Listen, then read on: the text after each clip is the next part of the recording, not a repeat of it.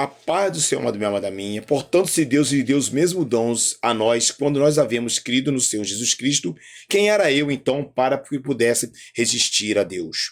Ouvindo essas coisas, apaziguaram-se e glorificaram a Deus, dizendo, na verdade, até aos gentios Deus deu o arrependimento para a vida, e os que foram dispersos pela perseguição que sucedeu por causa de Estevão caminharam até a Fenícia, Chipre, Antioquia, e não anunciaram a ninguém a palavra, senão somente aos judeus.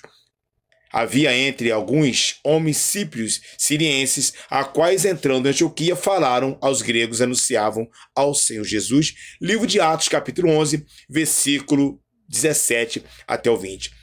Primeiramente, meu amado, você vê aqui que Pedro estava dizendo que quando ele colocou a mão sobre a família de Cornélio, todos foram batizados pelo Espírito Santo. E quem era ele para poder impedir aquilo? Meu amado, também ali, todos eles se apaziguaram porque eles não queriam e disseram que até os gentios receberam o arrependimento. É um julgamento, meus amados, porque na verdade todos eles achavam que gentios não mereciam receber a Deus, só os judeus. Inclusive Pedro estava ali passando por cima do seu orgulho, né? E aqueles que foram dispersos pela perseguição por causa de Estevão, caminhavam até a Fenícia, Chipre, Antioquia, mas não anunciavam a ninguém. Eles não anunciavam o evangelho senão para os judeus. Mas no meio deles haviam dois ou mais homens de Chipre. Esse homem de Chipre, que era da ilha de Chipre, da Antioquia, da Síria, estava anunciando a Jesus. Você sabe quem é Síria. Você sabe a Síria na Bíblia, que era aquelas pessoas mais, que eram aqueles que dominaram na época. E ali estava aquele homem. E tem mais, sirienses, né? Os sirinenses, a quais também entraram na Antioquia, também falavam aos gregos sobre o Senhor Jesus.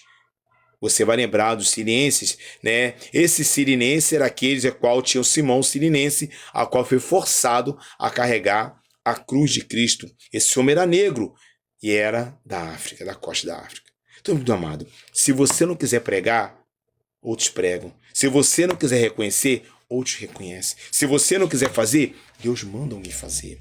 Pedro teve que engolir o seu orgulho quando ele teve que colocar a mão sobre a família de Cornélio e pregar para Cornélio, a qual ele tinha como imundo aquele que eram sem ser judeus.